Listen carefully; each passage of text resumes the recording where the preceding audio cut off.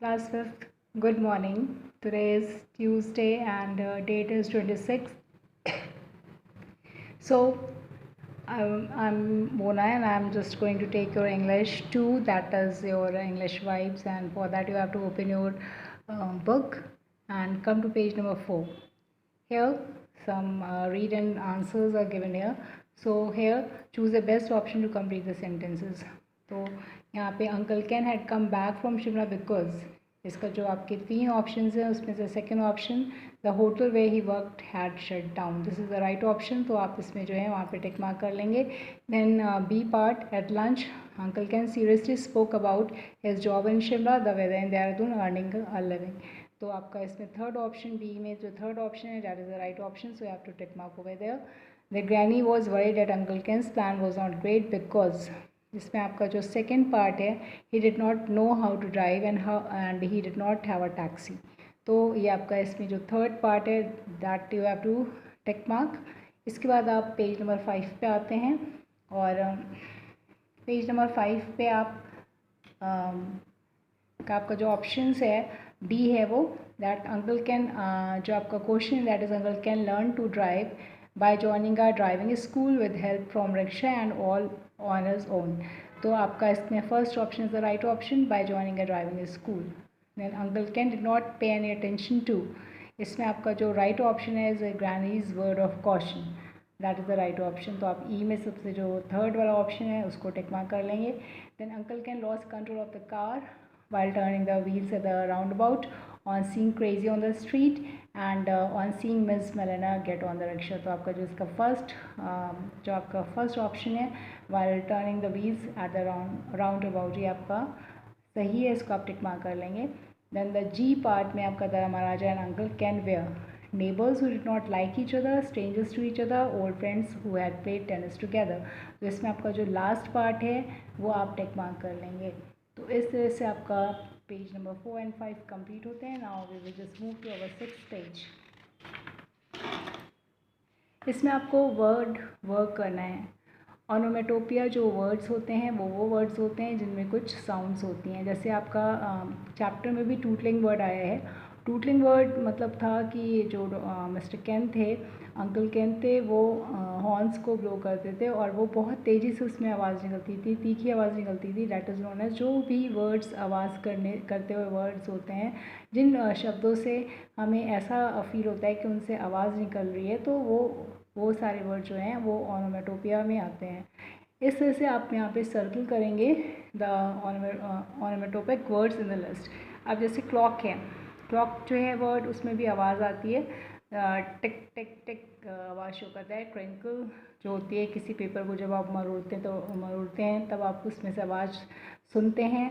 Snap होता है कड़क आवाज़, एंड देन स्नॉट होता है जब आप ब्रीदिंग करते हैं, ब्रीथ लेते हैं अंदर हवा नाक से, जब आप हवा को अंदर लेते हैं तो आप नाक से जो ध्वनि होती है that is known as snorting.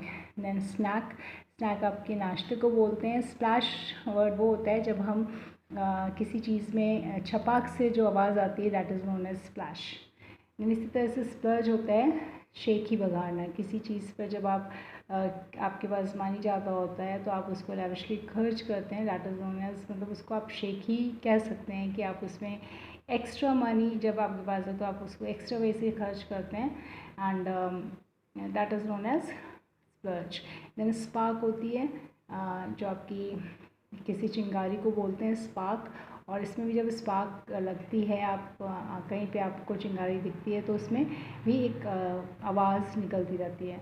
Then टिक होती है चुटकी, जैसे आप किसी को चुटकी काटते हैं तो उसमें से आपने आवाज़ नहीं निकलती है। आई डोंट फील सो कि जब आप किसी को चुटकी काटते हैं तो आवाज़ होती है, तो इसलिए बज़, इसके बाद बज़ वर्ड आता है। बज़ से जैसे जब मक्खी भिनभिनाती है, जो बीज हैं वो भिनभिनाते हैं तो वो बज़ कहा जाता है उसको। हिस, स्नेक जो हैं वो हिस करते हैं, और जो हिच होती है जब हमें हिचकी आती है तो हम उसे हिच बोलते हैं।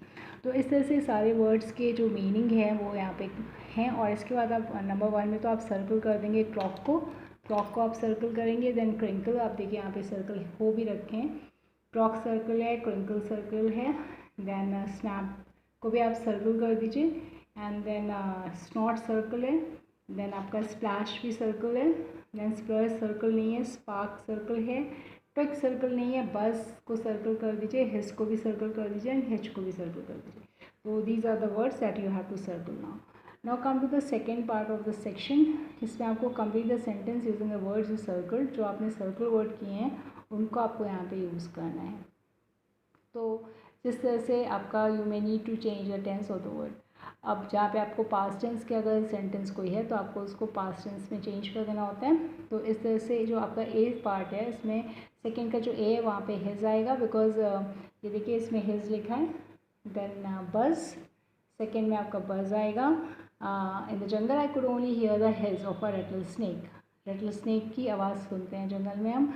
And I don't want the बज, हमें मतलब मक्खियों का भिनभिनाट नहीं अच्छा लगता है. तो could you please take the height down.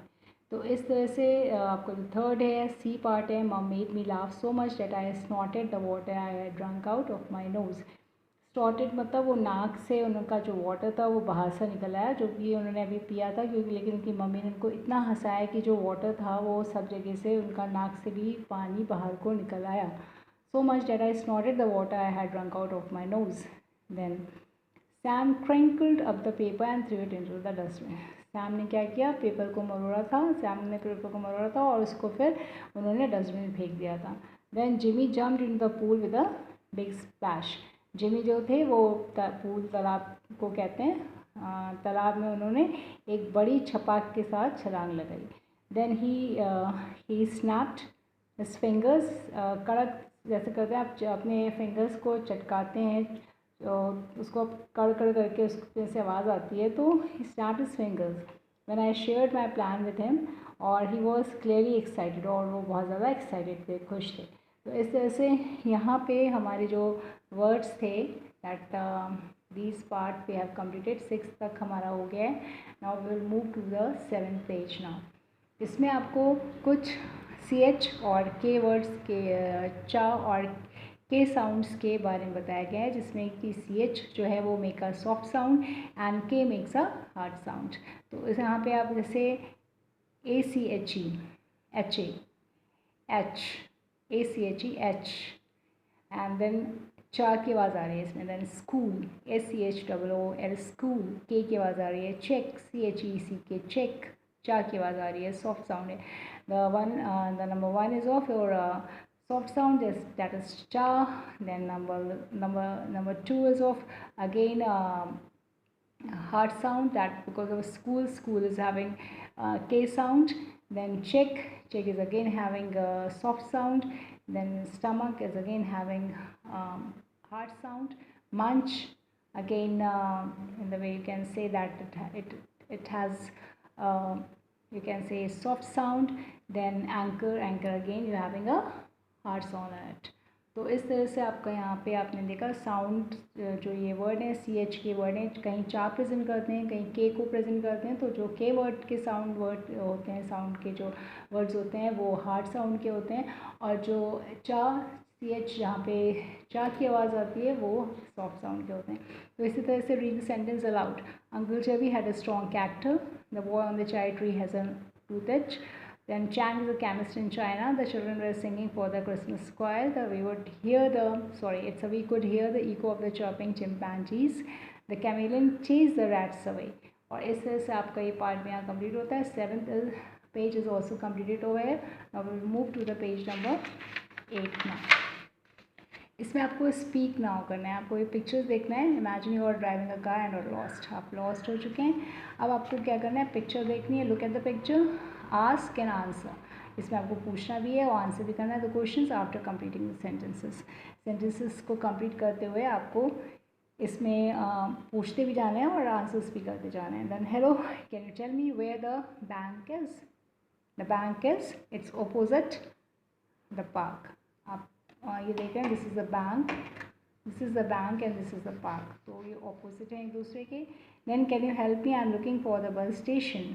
ये देखिए वो कह रहे हैं कि can you help me, I am looking for the bus station. Bus station को देख रहे हैं वो. Now bus station is here only. तो बस स्टेशन को देखिए आप, tower and this is your cafe. ये कैफ़े और दिस इज़ द टावर. तो क्लॉक टावर के बीच में और क्लॉक टावर और जो कैफ़े के बीच में आपका बस स्टेशन है. Then the bus station, that's easy. It's between the cafe and the clock tower now. Then hi where the hall. Now sorry, it's where the mall, please. तो it's between the clock tower and the cinema. तो वो कहते हैं कि hi where the mall please. So it's between the clock tower and the cinema. Now you're just watching here that it is here only. जो आपका ये cinema hall है and this is the mall here and this is the tower. So excuse me, where's the library now? The library, the library, it is just before the car park और वो car park के पास है. So now we move to the 9th page. Types of sentences: assertive, imperative, interrogative and exclamatory. These are the types of sentences. And definition: assertive, it gives information about something. Imperative, it gives a command or makes a request. Interrogative, it asks a question. Interrogative, it asks a question. And exclamatory, it expresses a strong emotion or feeling. Then इनकी जो ends with किससे होते हैं, जो assertive होता है वो full stop से एंड होता है. एंड देन इम्पैरेटिव भी आपका फुल स्टॉप से एंड होता है. इंट्रोगेटिव देन क्वेश्चन मार्क से एंड होता है. एंड द एक्सक्लेमेटरी जो है वो एक्सक्लेमेशन मार्क से एंड होता है. Then we will turn here and then drive back again. ये आपका एग्जाम्पल सेंटेंस है ऑफ द असर्टिव. देन आपका इम्पैरेटिव का एग्जाम्पल सेंटेंस है, now don't go too fast Ken said granny anxiously. Then आपका इंट्रोगेटिव का जो एग्जाम्पल सेंटेंस है, what about a game of tennis. Then exclamatory sentence जो आपका एग्जाम्पल है वो, delighted to see you old chap, he exclaimed. Now in this वे आपने ये देख लिया कि असर्टिव सेंटेंसेस क्या होते हैं, वो इंफॉर्मेशन देते हैं. एंड इम्पैरेटिव जो है वो ऑर्डर्स देते हैं हमें और मेक्स अ रिक्वेस्ट, या तो रिक्वेस्ट में बोले जाते हैं, रिक्वेस्ट करके जैसे please give me a glass of water, in this way. Then interrogative वो होते हैं जो क्वेश्चंस पूछते हैं, what is your name, like that. Then exclamatory वो होते हैं स्ट्रॉन्ग फीलिंग और emotion, like what a beautiful day, what a beautiful face, in the way that these exclamation sentence used to express. तो अब आप यहाँ पे आते हैं, यहाँ पे place a full stop, a question mark और an exclamation mark at the end of these sentences. अब आपको इन सेंटेंसेस के आगे जो है वो आपको फुल स्टॉप लगाना है, क्वेश्चन मार्क लगाना है, एक्सक्लेमेशन मार्क लगाना है. तो यहाँ पे द ट्रेन, इसका जो ए पार्ट है, the train will be here soon, यहाँ पे आपको फुल स्टॉप लगाना है. व्हाट अ ब्यूटीफुल डे में आपको एक्सक्लेमेशन साइन लगाना है. Are you waiting for the bus, यहाँ क्वेश्चन मार्क लगाना है आपको. My mother is a photographer, यहाँ पे फुल स्टॉप लगाना है. Don't tell him that I am here, full stop again.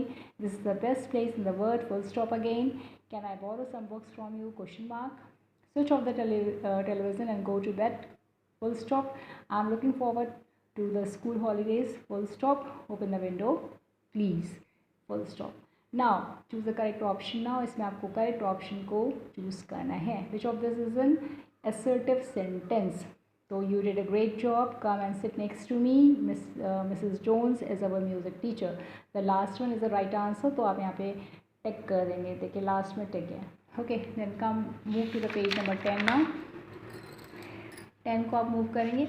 इसमें आपको B पार्ट आता है. Which of these is an interrogative sentence? So please take out your books. Have you ever traveled to London? Ravi wants to be a doctor when he grows up. तो इसमें भी आपका जो second part है question का, B का जो second part है वो आपको टिक मार्क कर देना है. Then which of these is an exclamatory sentences? I love that blue dress, my mother makes delicious cheese sandwiches, we are playing a memory game. तो इसमें आपको जो फर्स्ट वन है, I love that blue dress, जो आपका है, this is the first one of the C that you have to tick. Then which of these is an imperative sentence? The customer was rude to the shopkeeper. Leave your shoes outside. Do you have an extra pair of scissors? Then for this, for the D, you have to tick mark. The correct option will be leave your shoes outside, because आपको imperative पूछा जाता है और imperative में आप order देते हैं या तो आप एक request को रिक्वेस्ट अपील करते हैं. तो इस तरह से यहाँ पे आप लीव योर शूज़ आउटसाइड, तो इस तरह से वो लीव योर शूज़ आउटसाइड में आप एक तरह से ऑर्डर दे रहे हैं. तो यहाँ पे आपका जो सेकेंड ऑप्शन है will be the right option. Now right it, read this description and answer the question. आप इसमें क्या करेंगे कि इस पूरे डिस्क्रिप्शन को आपको रीड करना है. इसमें आंट पॉली जो है के बारे में पूरा डिस्क्रिप्शन है ये. जो आंट पॉली है, ऑफ ऑल माई रिलेटिव, मेरे सारे रिश्तेदारों में जो आंट पॉली हैं वो सबसे अच्छी हैं। She is my mother's oldest sister, वो मेरी मदर की सबसे बड़ी बहन है। शी हैज़ नेवर मैरिड, उन्होंने शादी नहीं करी। And she lives alone in a small village near Mussoorie, और वह एक छोटे से विलेज में मसूरी के पास जो है वहाँ रहती हैं। She is in a late 50s, अब वो 50 के पास हैं। And but she is still quite young and spirit. She is still quite young in spirit, मतलब वो अभी भी अपनी आत्मा से बहुत जवान हैं। What does she look like, वो कैसी दिखती हैं? वो कैसी दिखती हैं? Let me describe. अब उसको डिस्क्राइब करते हैं हम। She is a fair complexion, thick brown hair which she wears in a bun, और उनका जो कॉम्प्लेक्शन है वो फेयर है, वो थिक ब्राउन हेयर है उनकी। थिक ब्राउन हेयर मतलब मोटे भूरे बाल हैं, और जो कि वो जूड़े में उसको बना के रखती हैं।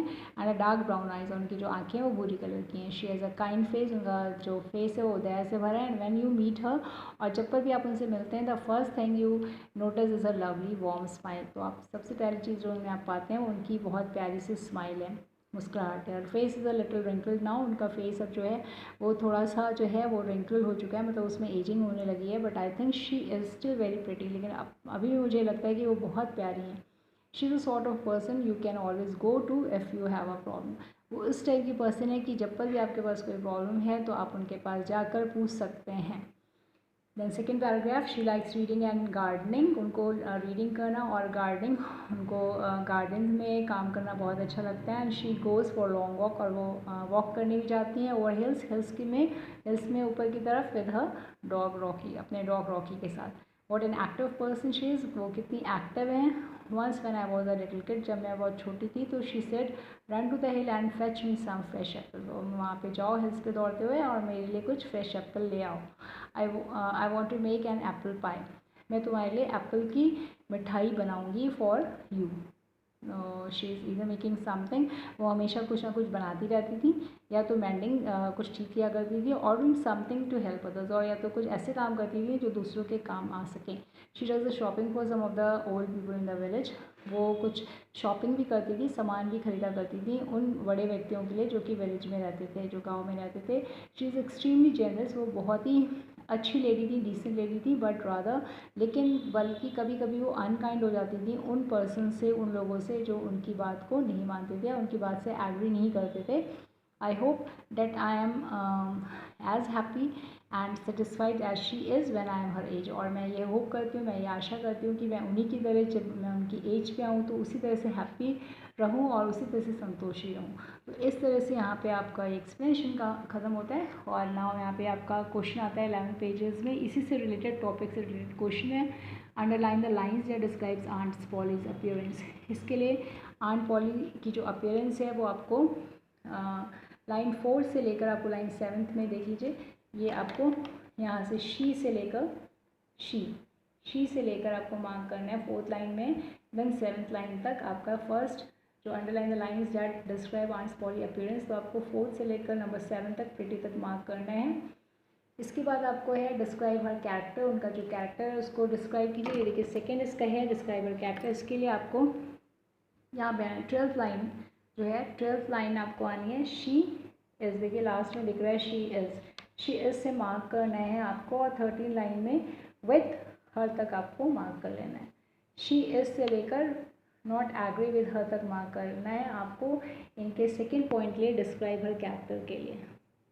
देन जब थर्ड पॉइंट के बारे में बात करते हैं, talk about her habits, talk about her habits के लिए आपको क्या करना है, इसके लिए आपको आना है। एंड सेकेंड पैराग्राफ में देखिए आपको लाइन्स दिख रही हैं, शी लाइक्स से लेकर ये आपकी 8th लाइन है, 8th और 9th लाइन को आपको रॉकी तक पहले मार्क कर लेना है। ये आपका थर्ड है, टॉक्स अबाउट हर हैबिट्स के बारे में आप लिख रहे हैं, थर्ड पॉइंट है, और इसका आंसर आप यहाँ मार्क कर रहे हैं शी। देखिए सेकेंड पैराग्राफ में शी से आपको मार्क करना है रॉकी तक फर्स्ट, मतलब 8th और 9th लाइन, फिर 10th आपको छोड़ देनी है, देन आपको 11th लाइन में फिर शी से मार्क करना है, देन आपको मार्क करना है this is 11th, and 12th line में आपको विलेज तक मार्क करना है।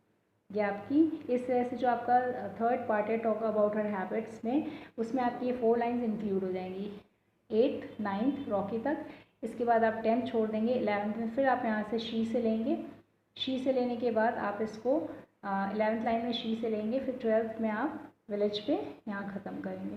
तो इन दिस वे ये आपका जो टॉक अबाउट हर हैबिट्स का आंसर हो जाएगा। इस तरह से इसके बाद आप आते हैं find these words in the paragraph above. अब आपको इन वर्ड्स को पैराग्राफ में ढूंढना है। तो क्वाइट है जो आपका वो लाइन 3 में आपको मिलता है, आ लिटिल लाइन आपका 6 में मिलता है, एंड रादर आपका मिलता है 13th लाइन में, वेरी मिलता है 7th लाइन में, एंड एक्सट्रीमली मिलता है 13th लाइन में। तो इस तरह से जो आपके जो वर्ड्स हैं, ये सारे वर्ड्स जो हैं वो जितने भी एडजेक्टिव इनसे बाद में दे रखे हैं, जैसे क्वाइट यंग, क्वाइट के बाद यंग दे रखा है, या यंग से पहले क्वाइट दे रखा है, आप जो भी कह सकते हैं। तो यंग से पहले क्वाइट दे रखा है, आ लिटिल से पहले रिंकल दे रखा है। देखिए यहाँ पे हमने लिख भी दिया है क्वाइट यंग, तो यंग इसमें एडजेक्टिव है, यहाँ पे रिंकल्ड एडजेक्टिव है, यहाँ पे अनकाइंड एडजेक्टिव वर्ड है, यहाँ प्रिटी एडजेक्टिव है, और ये गुड एडजेक्टिव है। और जो क्वाइट वर्ड है, या अ लिटिल है, या रादर है, या दिस वर्ड इज़ वेरी है, ये एक्सट्रीमली है, ये वर्ड्स जो हैं आपके एडजेक्टिव वर्ड्स को और भी उनकी क्वालिटीज़ को बढ़ा दे रहे हैं। जो एडजेक्टिव्स जितने भी हैं आपके, जैसे यंग है, यंग की क्वालिटी को बढ़ा रहे हैं क्वाइट, तो it means very young. Then जैसे यहाँ पे हैं रिंकल, अ लिटिल मतलब to a small degree, to a small degree मतलब रिंकल, वो बहुत थोड़ी मात्रा में अभी डिग्री थोड़ी मात्रा में उनमें रिंकल पड़े हैं, ज़्यादा नहीं है उनमें, उनकी एजिंग अभी ज़्यादा नहीं हुई है। इसी तरह से रादर अनकाइंड मतलब वो ऐसा है कि उनके लिए इट इज़ ट्रू, ये कहा जाता है कि she is not always unkind, ये मतलब ये सही बात है कि वो हमेशा अनकाइंड नहीं रहती हैं, बल्कि कभी कभी वो अनकाइंड हो जाती है। रादर मतलब कभी, मतलब कभी बहुत कम टाइम जब वो अनकाइंड हो जाती हैं, अगर जो उनसे डिसएग्री करते हैं उनके लिए वो कभी कभी अनकाइंड हो जाती है। तो इस तरह से वो वेरी प्रेटी जो है एडजेक्टिव है, वेरी मतलब बहुत ज़्यादा, तो इस तरह से वेरी ब्यूटीफुल, वो बहुत ज़्यादा सुंदर है।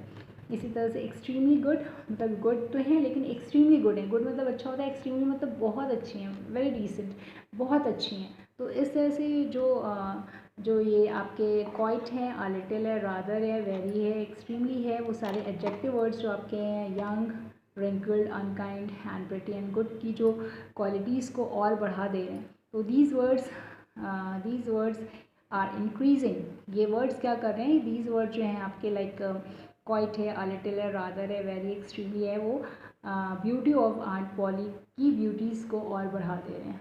तो हियर अब आपको यहाँ पे जितना ये चैप्टर है पूरा कंप्लीट होता है। जो इसका सेकंड पार्ट है दिस वन, ये आपको होमवर्क में करना है। This you have to do at homework, and for this you have to use your, ये वर्क हम चेक करेंगे तो आप इसको लिखेंगे, whatsoever copy you have to just write on that copy only। इसको आप क्या करना है, आपको एक अपने रिलेटिव को ले लेना है जो आपको लगता है कि that she is very good, वो बहुत अच्छी हैं, और उनके अपीयरेंस के बारे में, वो दिखती कैसी हैं, उनके कैरेक्टर, उनका जो चरित्र है उसके बारे में, और उनकी हैबिट्स, उनकी जो आदतें हैं, अच्छी अच्छी आदतों को आपको उनको डिस्क्राइब करना है। और use at least one example of each kind of sentences you have already learned above, और इनमें आपको इन सेंटेंसेस को भी ऐड करना है उनसे अपने रिलेटिव से रिलेटेड, जैसे कि असर्टिव सेंटेंस हो गया आपका, इंट्रोगेटिव हो गया, इम्पेरेटिव हो गया, और एक्सक्लेमेटरी सेंटेंसेस भी आपको उसमें इंक्लूड कर देने हैं, मीन आपको उसमें शामिल कर देने हैं। जब आप अपने रिलेटिव को डिस्क्राइब करते हैं तो आपको उन 4 सेंटेंसेस को भी उसके अंदर रिलेट कर देना है, रिलेटेड टू योर रिलेटिव। तो आप उसको रिलेट करेंगे अपने रिलेटिव से, और इस तरह से आपको ये पूरा वर्क आपको करना है। तो आई होप कि आपको सारा वर्क समझ में आ गया है, एंड जितना भी वर्क है आपका बुक वर्क है that we have completed, and on our next turn we will do our question answers, word meaning, make sentences। इस बुक में आपका क्वेश्चंस नहीं है, only value based questions are given, तो I'll try to just complete some of the questions of it। उसमें से कुछ questions we will try, because question जो आपके मेन क्वेश्चंस हैं वो इस चैप्टर में नहीं है, still we will try to complete it। और इसमें जो आपका बाकी का पोर्शन है दैट हैज़ completed, वो सारा कंप्लीट हो गया है। तो now I am going to stop है, and I hope that you have understood the chapter. तो ठीक है, अब हम यहाँ पे अपने चैप्टर को रोकते हैं, और आगे की चीज़ें हम अपने नेक्स्ट टर्न पे करेंगे। So till then, bye class.